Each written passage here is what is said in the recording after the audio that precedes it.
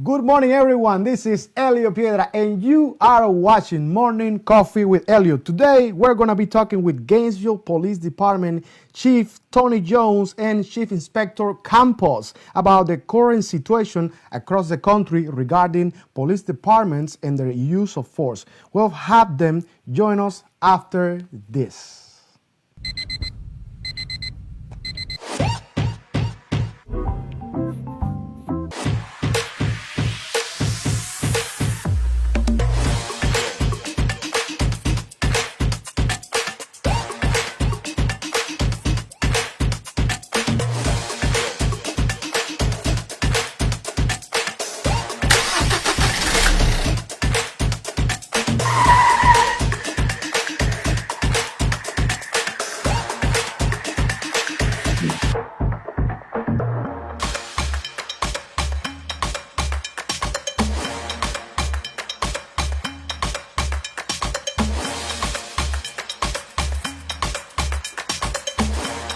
Get up, baby, this morning. This is Elio Piedra. Another morning means another coffee because this is Morning Coffee with Elio. This is going to be a great day. We have a fantastic guest.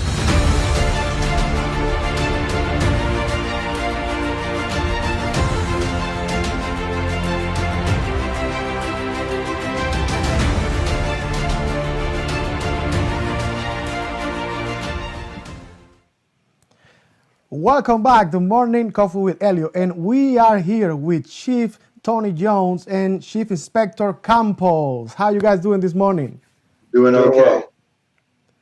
Awesome. I think I'm gonna take the graphic from out of the screen so we can see you guys better.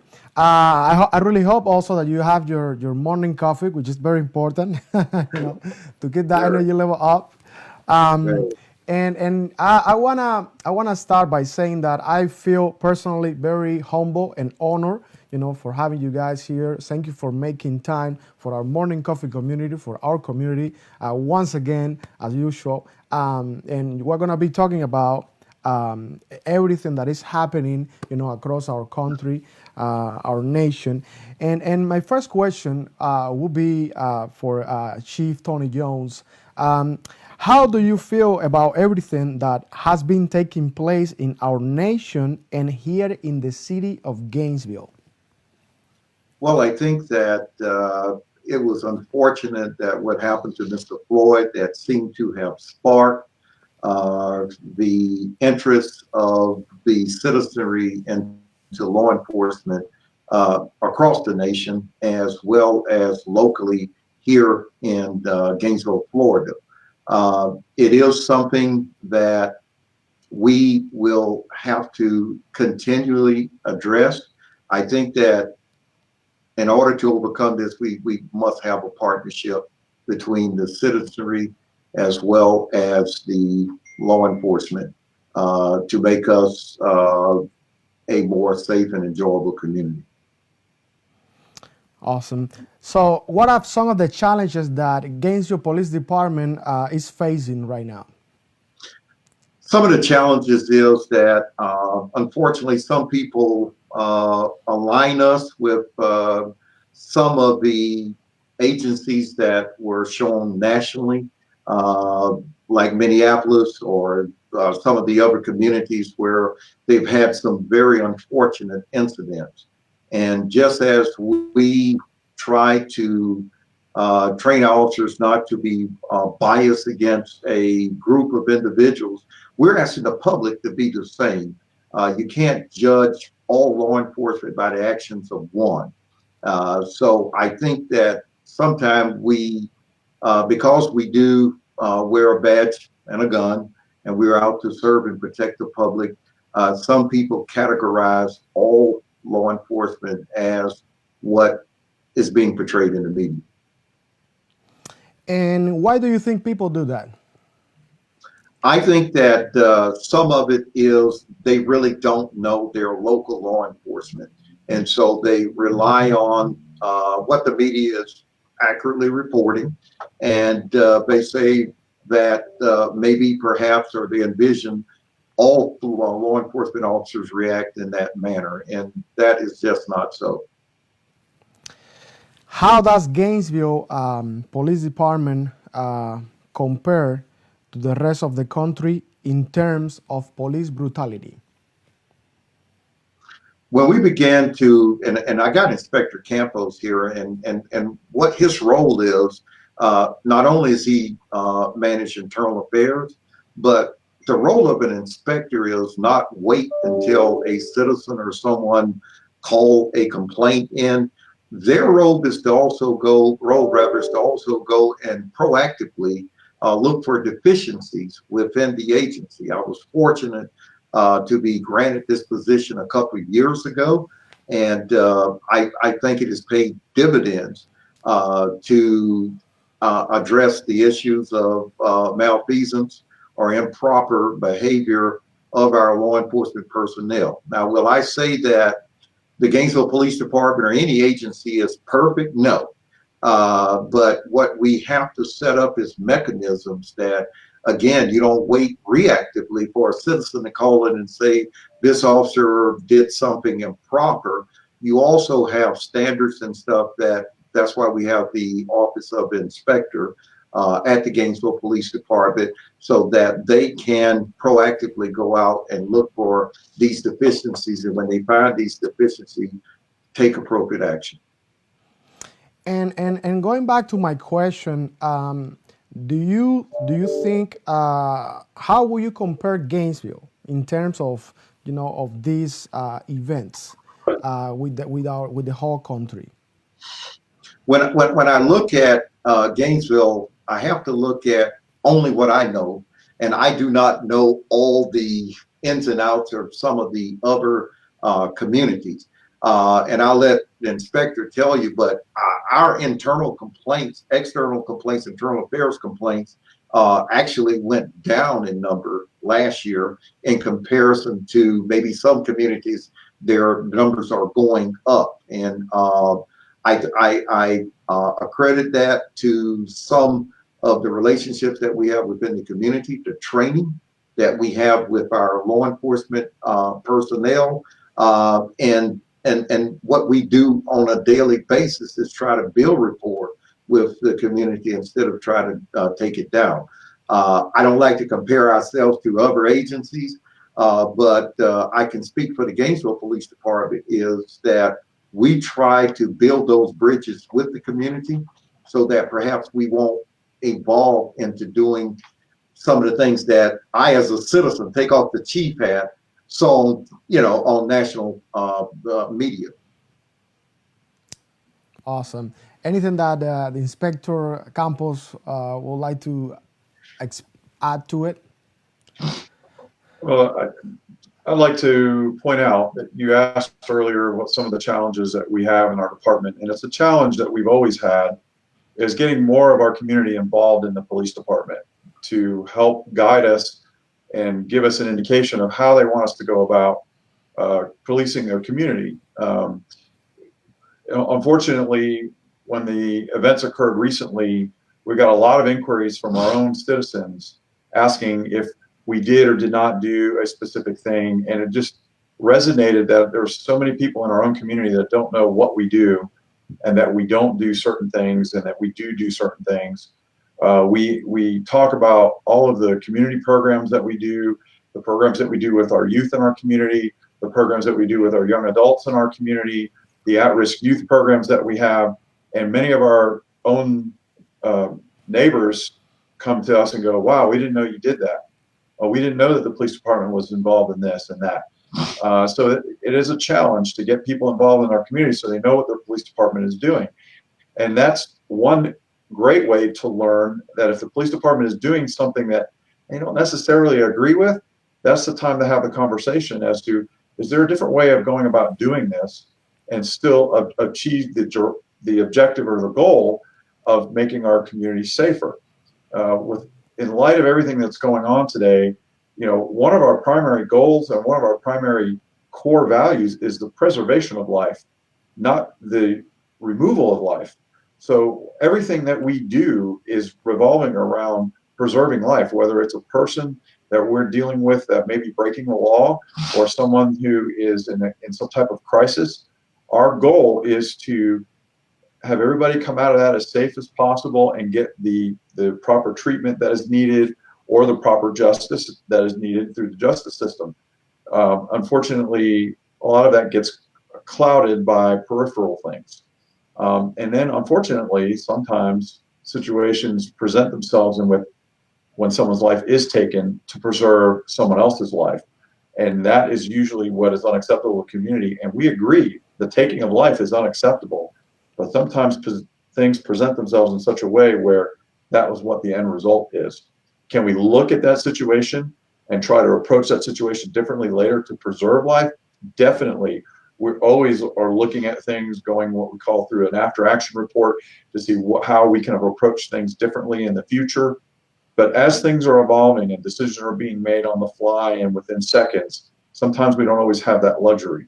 But we're always open to that communication, because just like many of the other folks in our community, we want to make sure people stay alive and stay safe and get injured as minimally as possible to resolve the issue.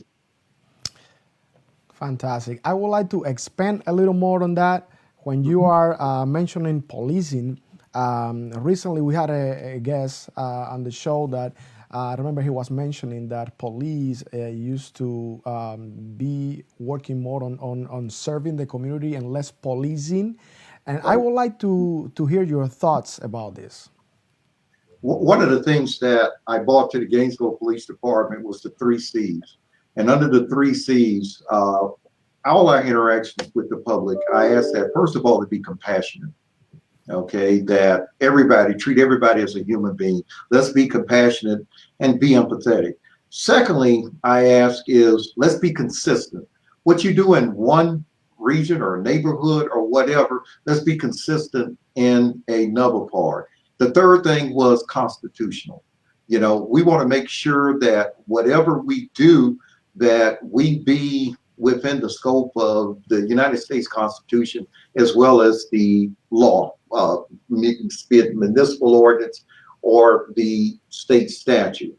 When you're talking about working with the public, you're talking about community-oriented policing. And we brought that to the Gainesville Police Department. And what is that? Working with the public to go and solve problems, problem solving. If I know that I'm going to this street over and over and over again, why do I keep responding that way? Let's get with the public.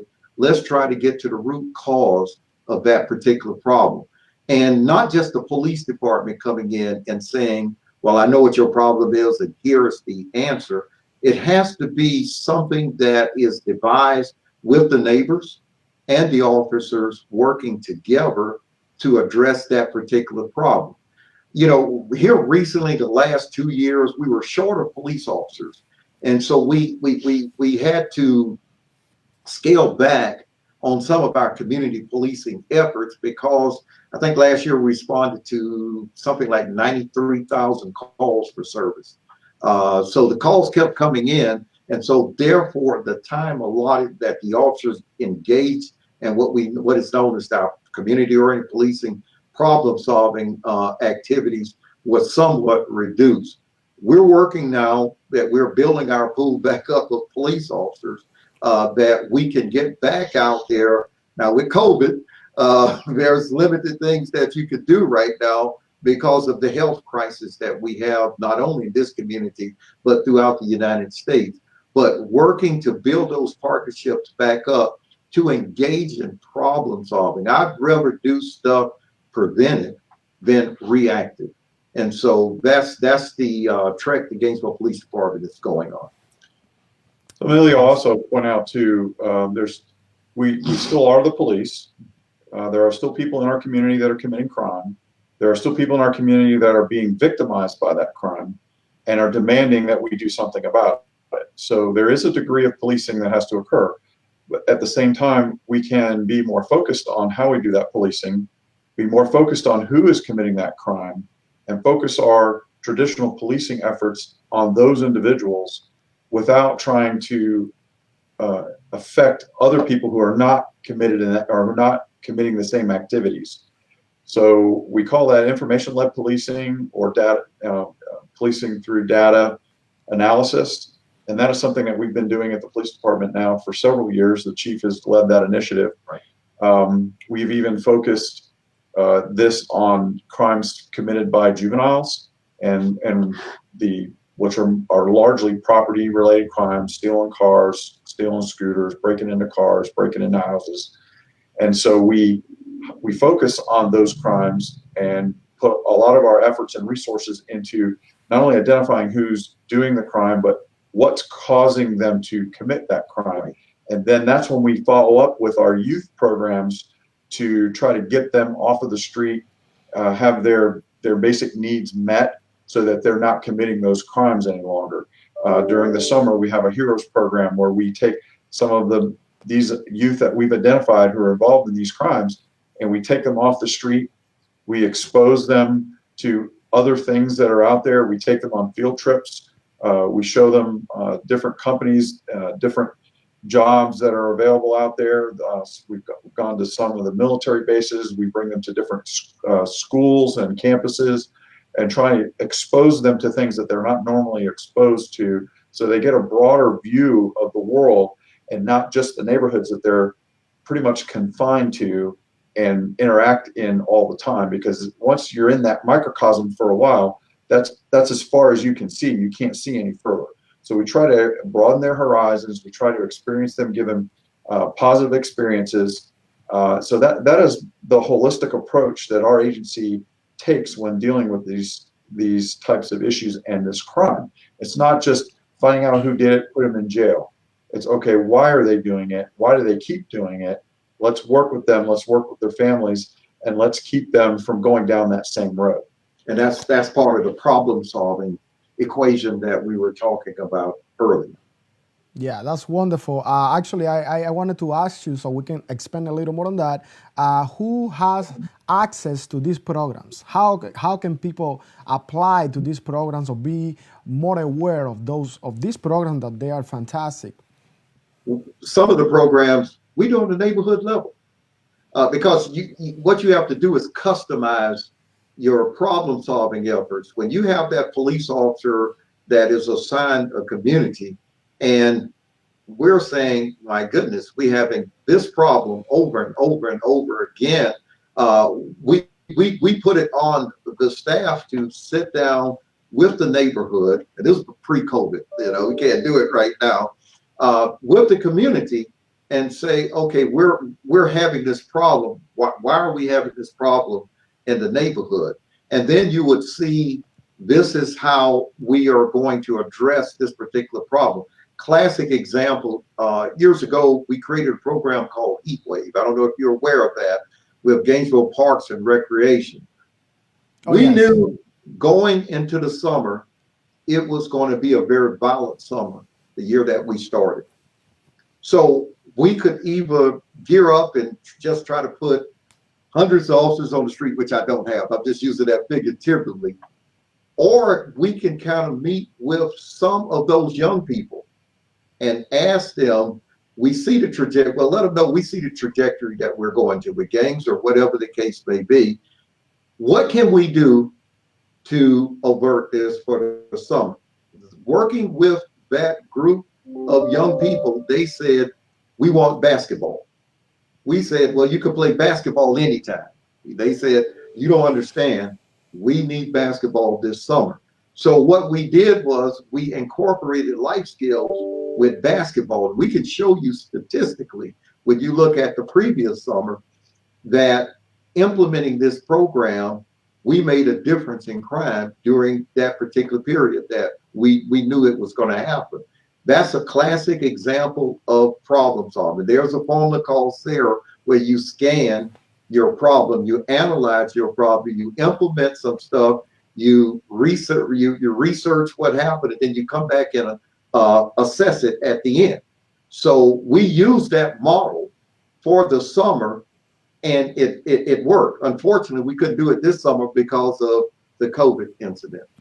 So a lot of the programs you ask about is basically calling the police department, our community services division, and ask what programs are available.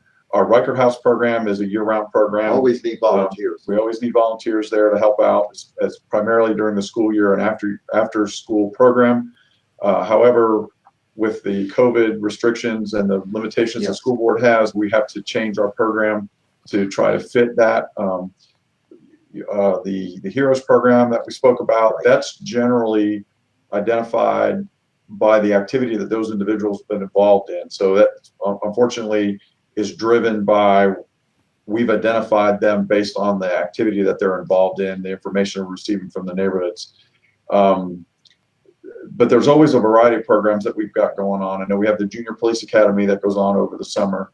There's a lot of different things. So you can check our website for these programs, and you can also always call our Community Services Division to find out more about these programs. Or they call my office also. I'll be happy to direct them, because we always need assistance. This is a partnership. And I think that's what the inspector was saying. This is not just, oh, we the police and we don't need anyone else. If we're going to be successful in managing crime in the community, it's going to take all of us to work together. That is awesome. That is wonderful. So on July 2nd, the media released an article about Gainesville Police Department titled, "Where We Are, Where We're Headed." I would like to hear your thoughts about this article. That article was put out because so many things that I don't want to boast, but I will boast that we were already doing a lot of stuff that a lot of agencies were not doing, like requiring de-escalation. For an example, we do our critical incident training, our CIT training for our individuals. But even before that, I don't know if you're aware of it, it was 2016, we brought the federal government in and we taught a program called Procedural Justice, where we taught about de-escalation. We taught about that. Every officer in this agency went through that. And then we went a step further, because we said, this is so good. That's good that they came in and taught us. But what about the new officers that are coming onto the police department after this? We can't continue to call the U.S. Department of Justice in. That's who came and taught us to teach this class. So they came and did a facilitator program where we now have procedural justice instructors that we teach about bias-based policing. We teach about de-escalation. We teach those particular things so that it will be in the fabric of the Gainesville Police Department. And it's not a one and done. This is something that you'll have to continually do. So what we tried to do with where we are and where we're going is we tried to show them some of the things that we've already did, some of the things that we're going to implement after what we heard, like, for instance, the duty to intervene. We're going to put that in as part of our policy. We always had that if an officer sees something that is improper, that they should report it to their superiors, their supervisors. But now, if you see something that is going on right at the time and you know it's improper and stuff, you got a duty now to intervene. You know, you don't just say, well, I'll wait till the end of the shift and then I'll tell my sergeant or my lieutenant that this is what I saw this officer doing. No, I want you to intervene right then and there. So we wanted to be transparent. We wanted to put something out. We wanted to let the public know that a lot of things that we've already did, but can we always improve our product? Yes, we can. And we'll add to that, you know, like the duty to intervene the chief talked about, it was always implied that you would intervene to stop something from happening that wasn't supposed to be happening. And it's one of those things that, you know, people would say, well, it's common sense, you would step in and not do something about it. But it wasn't specifically outlined in policy that you will do something about it. Right. So I think this is with many other things in life, that as you grow up, you know, certain generations, it would be a no-brainer for you to do or say or react to a situation a certain way. But as we go through the generations, it may not necessarily be abundantly apparent, like it was for the previous generation, that you're supposed to have a certain set of manners or do a certain thing. So it's the same thing with law enforcement as we evolve. Maybe it's not always apparent that you have to intervene and in addition to reporting it. So putting it in policy and spelling it out makes it clear for everyone, because we are a multi-generational police force now. We have multiple generations based on our turnover, and we're not the only department that's like this all across the country. So it may not necessarily, I would go the backwards way and say, well, some of us older folks don't necessarily know how to use technology the way some of our younger folks do, and where it's apparent to the younger generation that you pick up the iPhone and you do click, click, click, and boom, there it is. The older generation needs an instructional booklet to show them how to go click, click, click, and do it. So it's the same thing here. So as we move forward, there are certain things that we need to put in our policy that are not necessarily abundantly apparent. And I think a lot of the issues that have been brought up recently, the older generation like myself, I look at it and go, "Whoa, duh, I was always supposed to do that." But maybe it's not so clear to someone else, so we'll now put it in our policy. Awesome. So I would like to expand a little on the answer of Chief Tony Jones, the answer that he was giving. I would like to ask you, what skills can be included in the department to improve it, especially in their treatment of citizens? Can you repeat yourself one more time? Yes. What skills can be included in the department to improve it, especially in their treatment of citizens?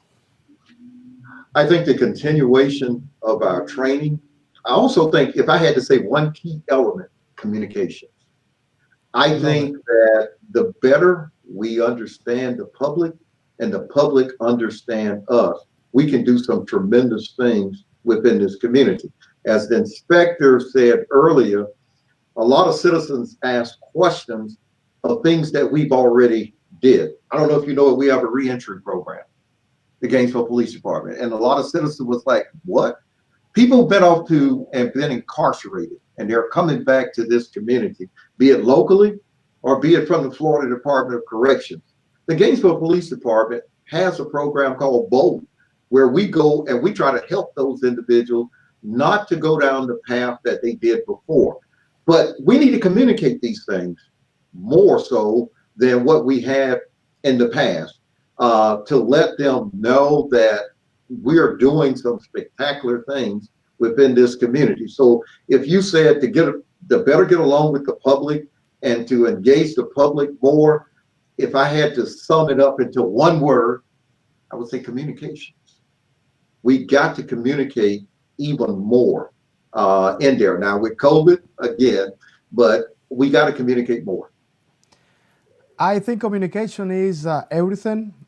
It's a huge part of life. Les Brown, I don't know if you know Les Brown. I love Les Brown. That's one of my virtual mentors. He always said, when you open your mouth, you tell the world who you are, Right. And that's that. I mean, developing communication skills in every single field in life, I think, is very, very, very important. How you communicate, how you react, why are you reacting? All of those elements are very important. So I am very glad that you mentioned that, Chief. Thank you. I have this question that actually is more like, I want to hear your thoughts about it. Some people are asking to defund the police. What can you tell me about this? What are your thoughts? Sir, if the Gainesville Police Department, I can say, is a non-traditional police department. I've taken moves in this administration to move funding from one element that was pretty much traditional, and I put it in non-traditional means. Programs, youth programs that serve the community, correspondence. Let's talk about mental health. When we began to realize that we have a problem with mental health issues in Gainesville. So we took funding and we did the critical incident training. I won't say that all officers have it right now, but those who don't have it have mental health first aid. We created the first co-responder team that we just said, I'll take a police officer, I'll pull that person off the road, and we'll put a mental health provider within there. We expanded already our public service technician program. I think the commission want to call them community service technician programs. I saw this 5 years ago. And what we did was I said that, well, maybe we don't need a police officer with a gun and everything else to go and take a theft report. Why can't we use civilians, citizens, in that role as a public service technician? So I think when people start saying that we need to defund the police department, I think that what citizens need to do is take a deep dive and look at what that agency is already doing. And how do I come up with a lot of those things? Again, I'm no genius or nothing like that. It's communicating with the public. What do you need? We came up with a strategy which just before the COVID thing hit called differential policing response, where we look at other mechanisms of police officers responding to calls for service. Maybe you don't need an officer. Maybe you could do it over the phone. Maybe you could do it with a public service technician. So when I hear about defunding the police department, when I look at the Gainesville Police Department, I can tell you that we have taken tremendous steps. I always ask for even more programs. They tell me, Chief, how are you going to pay for it? How are you going to pay it? I'm all about prevention. I'm all about what can I do to stop this before it happens. And so I would like people to take a dive and see the many programs that we have. Some are budgeted, some are not. And so I have to shift funds to make that a reality. That is fantastic. I think too, and he was over the budget for a number of years. So and the chief emphasizes, you have to really take a deeper dive into the budget. A lot of people look at police department budgets and they see, wow, that's a huge budget compared to the rest of the city. And we could potentially take some money out of that budget because it's the largest piece to fund some of these other programs that we're talking about. Well, I think a few things that have happened over time in the past for our economies is we've had deficits, and cities had to cut their budgets a lot over time, and the police department's budgets got cut just as much, and in some cases even more, because of the proportion of the total city budget that it occupies. And fundamentally, what this movement is something that police departments agree with. We don't need to be answering a lot of the calls that we answer. We would much rather some other entity do that. The thing is, where does that money come from? And if you talk about taking it from the police budget, what you're really going to wind up talking about is removing police officers from that budget, because the majority of the budget comes from salary and benefits. So if you cut that chunk out, you're going to start removing officers from that equation. And so if we hypothetically take a chunk of the police department's budget and reduce our officers to, say, have a mental health team that handles mental health calls. Well, that mental health team, once they're up, trained, and ready to go, which it'll take some time to do, and they start responding to those calls, in most cases, unless they're known folks that they've dealt with in the past, if it's an unknown situation, they're still going to rely on the police to go with them to make sure the scene is safe and there's no potential hazards there before they then begin their investigation. So there's still going to be a demand on the police to co-respond with these other units, and we're still going to have to be able to fund that.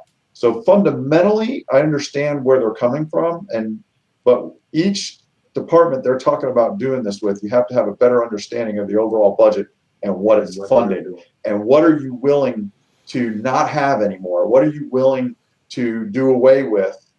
What types of calls do you no longer want us to respond to if you're going to do that? Because that is overall what's going to occur.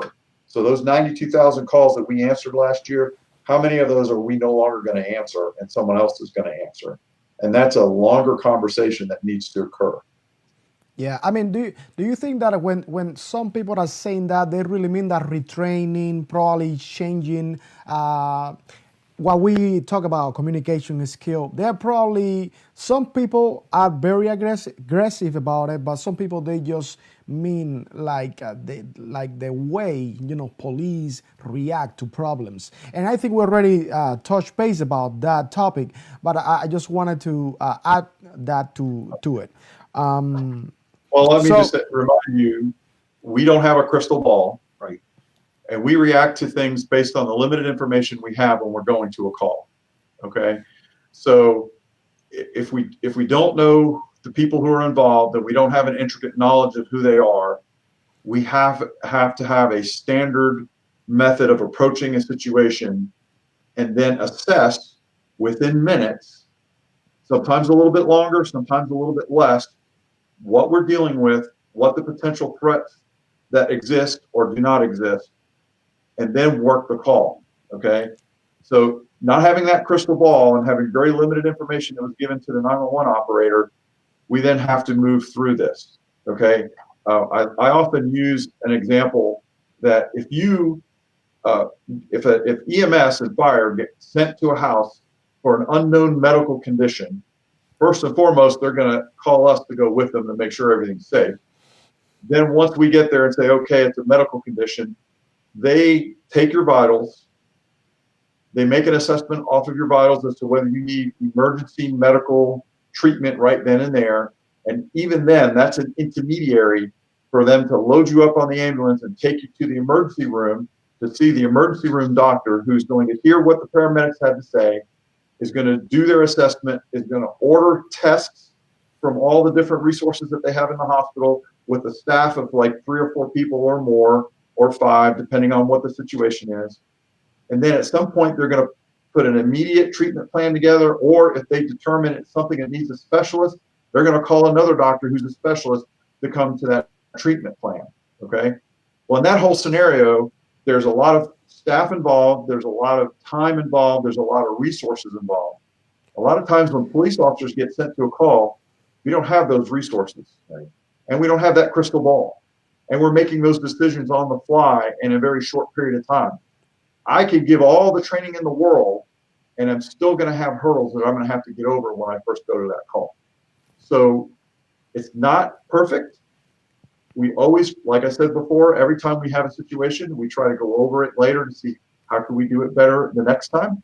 What kind of information would be best to know upon that arrival so that we can have a better outcome down the road? We're always constantly looking at that. Law enforcement, and we even said it in where we are and where we're going. The chief has said, this is a constantly evolving profession. Exactly. Constantly. Exactly. So we're always reevaluating. We're always taking a look at it so that we can do better the next time. Awesome. There is an alleged difference about how people of color are treated by police versus whites. I would like to know how you feel about this. My thought on that is I go back to the 3 C's. And when I say the 3 C's, that being regardless black or white, I want you to treat people with compassion and respect. I want you to be consistent with whatever you do in one side of town or one neighborhood, the other, and I want you to be constitutional in doing that. The other thing that I try to do is have an agency that is reflective of this community. You got to have an agency that has multi-demographics as far as the representation on the force, be it sworn or civilian, because PSTs and everybody else, they're going out to interact with the public. The other thing I think we hit on so much earlier, communications. Let's talk about the black community. I'm a black man, okay, and I'm the chief of police. And you don't see me all the time in a shirt and tie. And I'm out in this community. This community is my home. I expect to be treated just like anybody else when I'm out in the community, regardless of what jurisdiction I'm in or regardless of what city I'm in the state of Florida. But the way you have to do that, it goes back to your training, your implicit bias training, your procedural justice training. And what you're going to have to do is you're going to have to keep the 3 C's in mind. And this is something that you have to work at every day. All of us have biases. Don't let no one sit up. They tell me or show me a person to say that they have no biases. I'm afraid to say this as your chief. I don't believe them. Okay, that is just something I can't fathom as being true. It's when you let your biases influence your actions is where I have an issue at. So when you say that, again, the more we communicate, I think the better we'll understand each other. And you also have to have that reflection of the community within your agency. So technically, in Gainesville, there is no, situations where people of color they have been treated differently than whites, right? Now, I would That's never go out and sir, I would never go out and say that there is no situation in Gainesville where there is you're treating one race this way and one race this other way. This is something that you constantly have to work at. I don't think no chief or no sheriff in the United States will tell you that. If they did, I certainly would like to sit down and do maybe one of these dialogues with them and tell you how did you arrive at that particular situation. There's cultures that you're dealing with across the board that you're dealing with, but I still go back to the 3 C's. Regardless of what your culture is, what your race is, that you're going to treat somebody with compassion. You're going to treat somebody consistently, and you're going to abide by the Constitution, be it the United States Constitution, state law, or city ordinances. That is what I expect with your interaction with all citizens. Now, how do we try to break this barrier? Are you familiar with our police dialogues? Right? Have you ever heard of that before? no. Okay. One of the things that we did, and we started it off with youth, primarily minority youth that have been in the juvenile justice system. We saw a program that, quite frankly, we got out of Philadelphia. We bought this program back down to Gainesville. We had to contour it, but it's about a 4.5, 5 hour session. And what we do there is we have police officers from the street that are on the road. When I say street, they are regular patrol officers.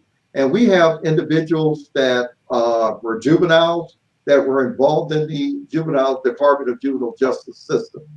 And what we try to do is break down the barriers of communication. What you don't like about me being a police officer. Police officers say, what I don't like about you being involved in the criminal justice system. And what we try to do is understand each other. We're trying to understand where we're coming from, and then we try to understand where these young people are coming from. We have a meal. It's facilitated by River Phoenix. You ever heard of them? For Peace Building Association. See, these are the things that we got to communicate with that we're doing. We've also did it with adults. We come in, okay, why you don't like me? And these primarily African American. Why you don't like me in the community? And the officer said, well, these are some of the issues that are concerns that I have within the community. And what we try to do is come to a common thread, a common understanding of each other. And these things go a long way. Again, after COVID came in, and then I'll be quite candid, last year when we were so short of officers, we had to kind of stop or slow down our dialogues. I can tell you the sheriff department does them. Santa Fe Police Department has did it, and we've also did it at the University of Florida as well. But again, these dialogues, all these things go back to one thing that we talked about earlier: communications. Yes. Communication. We got to understand each other. That's wonderful. I think that people sometimes they misunderstand what is the job of the police officer, and I don't know if they know that they are also humans and they need a job to do. And I remember that I did like get right along long time ago with a police officer, a friend of mine. And after that night, actually it was a night, that night changed my whole perception of the whole picture. of how you guys report a call, how you you go to support another officer, and what is the time frame that you have to do all of that. So do you think that if people have opportunities to do activities with all the activities that we've been mentioning this morning, morning coffee, but also simple activities like ride-alongs with police Yes. officers, learning about their job, learning how the citizens can communicate better and understand better and support better, I will say, any type of activities that they can become more involved, like again, all the wonderful programs that Chief Tony Jones been mentioning this morning. I think that will help a little bit on the communication skills, right? I think it will. Don't get me wrong. Some of the dialogues is so tense at the beginning, you can cut the air with a knife. Okay, I don't like you. I don't want to be here. That's what some of the participants are saying. But toward the end, they see each other as human beings. They see each other as human beings, and they're explaining why they do what they're doing. And the citizens are saying, "This is the way I perceive you. Why you are doing what you're doing," and it come that way. When you start saying you want to dive deeper, we do a Citizens Academy, 12 weeks, 1 day a week, where we come in and you show you what's going on behind the scene, why we are doing what we're doing. We also expanded last year to do a faith-based academy. A lot of the ministers, they say, I don't have time for a Citizens Academy. But pastoring a flock of people, we need to understand why you cops are acting this way. What is behind you all acting this way? So we actually did a pastors academy, and they love it, because they had a chance for the first time to interact with police officers in non-emergency situations. Because when you have an emergency situation, that's with all the dialogues and everything that we're doing. Sometimes, as the inspector said, we only have a limited amount of time. We're dealing with what the dispatch had told us. So we're coming in with that train of thought in mind. But when you're in a non-crisis mode, you sit down and you talk and you get a better understanding really of each other. And there's also a lot of things that occur in the background, like you mentioned. We do ride-alongs. Yes. We do the Citizens Academy. We have a Pastors Academy for pastors to attend. And this is where we have time to sit down and give explanation or more information to support an explanation. So earlier you mentioned, people feel like they perceive that they're treated differently than people of a different demographic or a different race. So when you get pulled over and you're African American and you get pulled over on the east side of town, and you ask the officer, why did you pull me over? And the officer gives you the answer. If you don't accept that answer because you already have a preconception that you're getting pulled over because you're black, then that's how that story is going to play itself out, because you've already come to the conclusion that's the reason why you're getting pulled over. But when we get those complaints and we investigate them, and we investigate every single one of them in internal affairs, when we look at them, when we pull the video camera, we pull the body worn camera, and we see the explanation the officer gave is the reason why they stopped the vehicle. And in many times, they can't see the occupant of the vehicle to see whether they're male, female, black, white, Hispanic, or any other demographic. They're actually stopping the vehicle for a reason. Like we mentioned earlier, when we have information-led policing, if we know that a dark-colored sedan is been seen in a neighborhood where a bunch of vehicles are getting broken into, and we're patrolling that neighborhood and we see a dark-colored sedan going through the neighborhood, we're going to watch it closely. And if it commits a violation, or there's a violation that we can stop the vehicle for, we're going to stop it to find out who they are, and to find out if are they the ones that are committing the burglaries, or if it's somebody that lives in that neighborhood or associates with that neighborhood, we can then identify, okay, they live in that neighborhood. But there has to be a violation for us to pull them over. So if I give you the explanation that you had a brake light out and that's why I stopped you, well, that's the legal reason why I stopped you. The more so reason is there's a bunch of burglaries going on in this neighborhood. It's being committed by this type of vehicle, and we're trying to see, are you involved or are you not involved? Okay.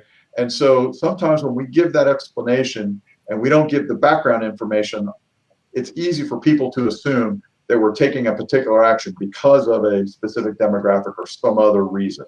And we understand that, and we have to do a better job of communicating that when those people are stopped. But they're not always going to agree with our explanation, and we have to understand that. Awesome. Well, we have a couple minutes to go, and I wanted to ask you, Chief Tony Jones, moving forward, how can the police be more integrated with the community and change the current perception that has been created in the last few months? And I would like to ask more like in general, police. At General Police, we all got to come to the table. That's how police in the nation's going to have to do. And I'm proud to say that Gainesville did this years ago. And is there room for improvement? Yes. Okay. But we have to come off our official status, come down to earth, come to the table, and we have to communicate. That's the only way. When I look at in this nation, I'm speaking now nationwide, that we are going to address the distrust of law enforcement in this particular nation. We are going to have to come together. We're going to have to set aside our differences, and we're going to have to work toward a common solution of how we're going to manage crime and build that partnership between the citizens or neighbors and law enforcement in the United States. Awesome. Anything else that you would like to add or to say or to share with our community, especially here in Gator Nation? Go Gators. Okay. I'm a Gator, but originally from the University of Alabama. But okay, go Gators. But what I would like to share is, first of all, I would like to thank the many of citizens that have reached out and have said that they would like to work with the Gainesville Police Department to strengthen our partnerships, maintain and strengthen the partnership that we have enjoyed throughout the years. I will never get up and tell you that there's no room for improvement. Our doors are always open for room for improvement, how we can do it better. But I firmly believe that if we gonna make this the #1 city in the nation, and that's what I'm going for, that it's going to take all of us working together to enhance the quality of life in Gainesville for all. Awesome. Well, I would like to say that I feel blessed and grateful with you guys for accepting our invitation to come here to Morning Coffee with Elio. We are here live Monday, Wednesday, and Friday. And I think these dialogues, these conversations, are very important, especially in these days that we are living in, and to keep building that amazing relationship that Gainesville Police Department always has been developing with our community in Gator Nation, and I keep saying in Gator Nation because I am a big fan. What can I do, right? so I feel honored and grateful, and I want to thank you, the Chief Inspector Campos and Chief Tony Jones, for this wonderful opportunity. So if you are watching right now, please, I ask you to like and share this show, because this is a very important conversation that I don't want to say not only Gainesville community, this amazing nation, but also the world. This is a conversation that you need to share.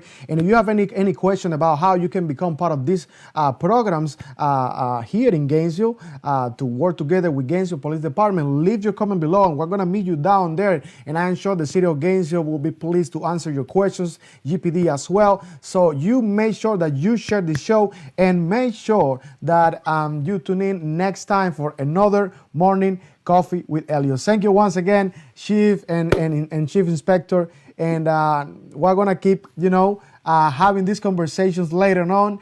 And if you guys anytime wants to promote events or have these programs and want to and now this is the media age, social media age. We are on YouTube. Yes, we are live on YouTube, Facebook, Spotify, iTunes, Apple Podcasts. We are all over. So if anytime you need to promote those programs, those events, let us know. We'll keep integrating Gainesville Police Department with our Gator Nation. You guys are going to see you next time. This is Elio Piedra with Morning Coffee with Elio. Thank you for tuning in. As I always said, stay blessed, stay tuned, and live full. Thank you for watching. Guys, thank you very much for watching Morning Coffee with Elio. Yes, we're really looking forward to seeing you Monday, Wednesday, and Friday. You don't forget to like us and follow us on Facebook and become part of the Morning Coffee with Elio community. Stay tuned, stay inspired, and live full.